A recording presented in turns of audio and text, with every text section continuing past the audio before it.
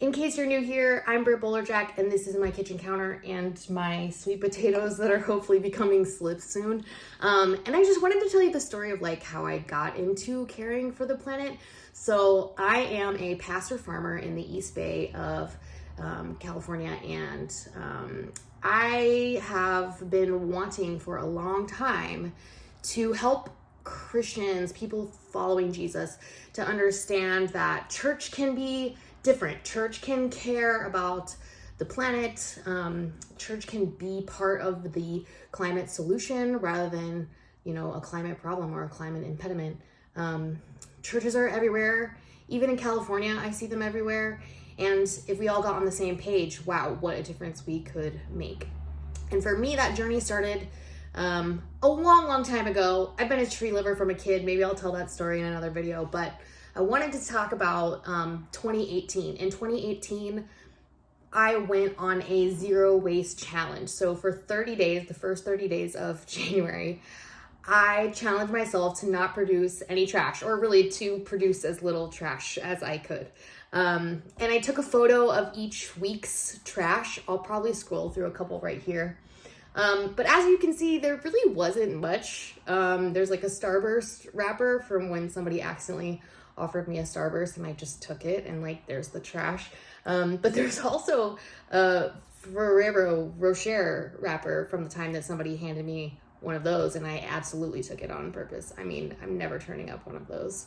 But in the meantime, I produced about 2 pounds of waste by the end of my 30 days. So you could say that the challenge itself was successful. I did a lot of things that I've literally never done since then. I made my own orange juice. I made my own almond milk, which totally grossed me out. I know there's probably some of you that love making your own almond milk. I made my own jam, which I still occasionally do, but more of like a hobby. But I adopted a lot of like eco hobbies that really didn't help me towards sustainability. They just got me closer to the production of my own sustenance, which is fantastic. And I still love projects like that. I still love growing my own food as often as possible.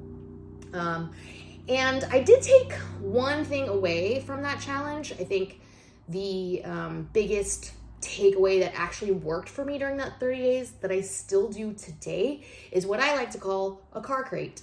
So I got a wooden crate and I put it in my car. I picked this one because it can slide under my back seat.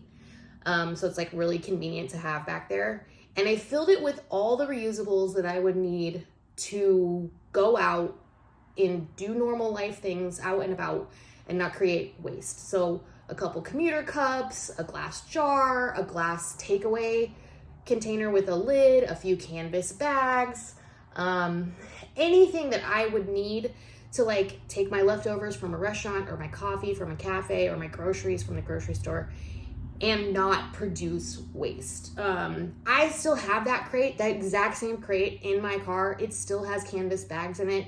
It often has lots of other things in it too. But that was like my most sustainable takeaway habit, with the idea that just like, if I don't have to produce trash, why would I produce trash? But the truth is, a lot of those habits I don't necessarily still practice today. And so activism looks different. I, in my own journey, have realized I want to be as active and change the planet as much as possible without quitting my 9-to-5. So if you are in a place where you want to do more for the planet, but you're not sure where to start, or you want to create space in your own life for activism and be more effective for the planet, that's a journey I hope we can go on together, because that's where I'm at. I don't want to quit my job to become an activist.